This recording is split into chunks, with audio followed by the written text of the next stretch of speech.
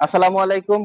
আমি আগের দিন আগে আপনাদেরকে দেখিয়েছিলাম ৩.৫ কিলোওয়াটের একটা সোলার প্যানেল। ওটা ছিল অফ গ্রিড সোলার প্যানেল এবং আমার ফ্রেন্ড এবং আপনাদের অনেকেই অনুরোধ করেছেন যে আমাদের একটা অন গ্রিড সোলার সিস্টেমটা কেমন হয় সেটা দেখানোর জন্যে।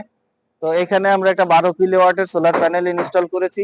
আপনারা দেখতে পাচ্ছেন যে আমরা ৩ টা সারিতে টোটাল এখানে একটা ১২ কিলোওয়াটের প্যানেল স্থাপন করেছি এবং এখন এটার কেমন আউটপুট আসতেছে প্লাস এখন এটা কি অবস্থায় আছে এবং এই ফ্যাক্টরি এটাকে খুব সুন্দরভাবে মেনটেন্স করেন এবং ক্লিন রাখেন। আমি আগেও বলেছিলাম যে আপনারা সোলার প্যানেল থেকে যদি ভালোভাবে আউটপুট পেতে চান অবশ্যই প্যানেলটা যেন নিট অ্যান্ড ক্লিন থাকে, তাহলে আপনি পর্যাপ্ত পরিমাণে আউটপুটটা পাবেন। তো এখানে আমাদের সাথে আছেন এই ফ্যাক্টরির ইঞ্জিনিয়ার মোহাম্মদ সাগর সাহেব। তো ওনার কাছে আমরা জিজ্ঞাসা করি যে ওনারা কি রকম আউটপুট পাইতেন আপনারা এবং এখন পাচ্ছেন কেমন। আমরা সকাল ৯টার সময় মোটামুটি ৫ থেকে ৭ কিলোর মতো পাই। ১১টার পর থেকে আমরা ফুললি আউটপুটটা পাই এবং কি বিকাল ৩টা পর্যন্ত আমরা এটা কি ফুললি ম্যাক্সিমাম কত কিলোওয়াট পর্যন্ত যায়? ১০ কিলো? আমাদের ১০ কিলো পর্যন্ত ১২ কিলো ক্যাপাসিটি করা, কিন্তু আমাদের ১০ কিলো পর্যন্ত আমরা ১০ সার্ভিসটা কিলো পাচ্ছি, পর্যন্ত পাওয়া যায়। পাওয়া যাচ্ছে এর ভিতরে এরকম। জি, ইনশাআল্লাহ আপনারা ছাদে এই প্যানেলগুলা দেখেন।